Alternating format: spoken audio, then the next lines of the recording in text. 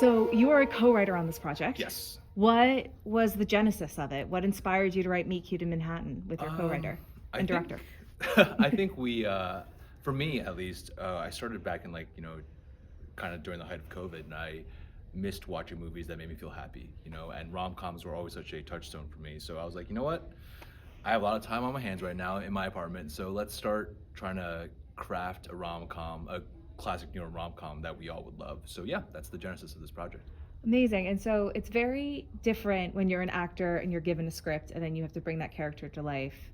And then it's very different from when you're the one crafting him. Mm-hmm. So what was it like and what discoveries did you make when you were taking Jason from the page to the screen?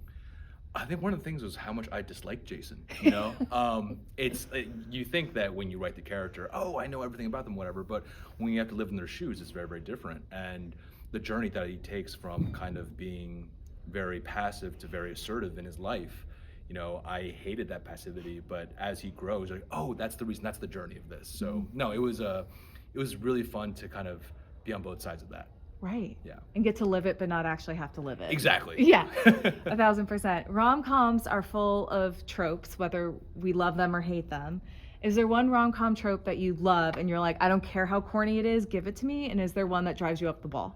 Oh, I mean, this whole movie is a trope, right? and in the best way possible, because I think these tropes are familiar. They make us feel good.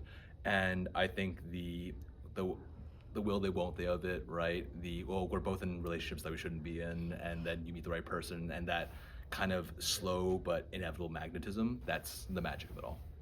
Amazing. And then what do you hope viewers take away from Meet Cute in Manhattan? I just hope they kind of remember why they love rom-coms. It makes us all a little happy, a little bit romantic, and a little bit wistful about what life could be. Right. And then, okay, you're making me remember more questions I have for you. I'm here for it. There's a really profound line in the film about rom-coms being fantasies. Mm-hmm. So how did you and your co-writer, who's also the director, walk that line? Were we going full fantasy with this, or did we want to slide in a little bit of real life? I think a little bit of a magic about a New York rom-com is that New York is such a real place, right? We know what it feels like, at least in our cinematic minds. So I think when you base a rom-com in New York, it gives you that level of realism. But at the same time, if a rom-com isn't fantastical, then what are we doing, right? We're making a drama. So we want to put that lightness in, but we ground in the real world where New York is kind of our anchor. Amazing. And then, again, you're playing the male lead in a romantic comedy. I have to ask you, were there any male leads of rom-coms past that you were inspired by or drew inspiration from? I mean, any that you're just fans of? When Harry Met Sally, of course, Harry is an icon.